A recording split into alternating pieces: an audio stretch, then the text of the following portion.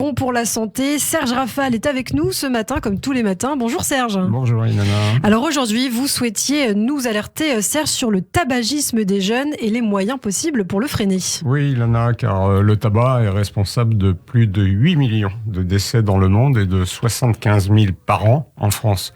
Il s'agit donc d'un problème de santé publique gravissime et cette addiction débute avant 18 ans pour une grande majorité de fumeurs. Ouais, avant 18 ans quand même, hein. Oui, les études sont nombreuses et l'âge moyen de la première cigarette se situe chez nous autour de 14 ans et demi. Un quart des adolescents français sont des fumeurs quotidiens. Or, il est actuellement démontré que plus l'exposition à la nicotine est précoce et plus la dépendance, l'importance et le risque ultérieur de décès d'une maladie en rapport avec cette substance sont élevés.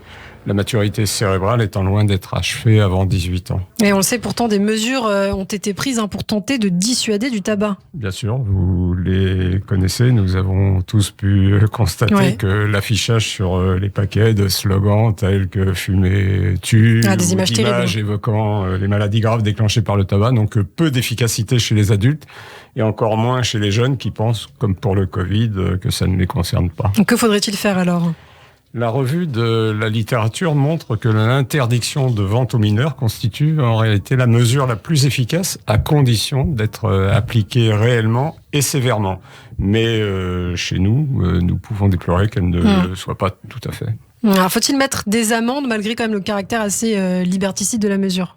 Certains pays l'ont fait en instituant des contraventions très élevées. D'autres ont mis en place avec plus d'efficacité, semble-t-il, la technique du client mystère.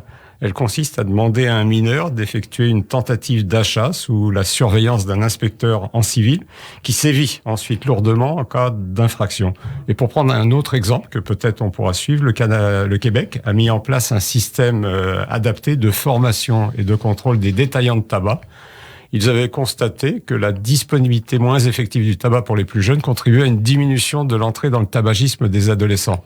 Et la proportion de jeunes Québécois âgés de moins de 14 ans quand ils ont fumé leur première cigarette a d'ailleurs fortement diminué, passant de 45% en 1994 à 9% en 2014. Ouais, c'est énorme. Selon vous, est-ce que nous pourrions vraiment nous inspirer de ces modèles ? Probablement, tout en tous les cas doit être fait pour réduire la consommation du tabac. C'est un des plus grands serial killers de la santé. Évitons les formules choc qui ne fonctionnent pas et choisissons sans a priori les solutions qui marchent. Nous devons absolument terrasser cet abominable fléau responsable de 23 fois plus de décès par an que les accidents de la route. Merci Serge Rafal, qu'on retrouve dès demain pour une toute nouvelle chronique santé.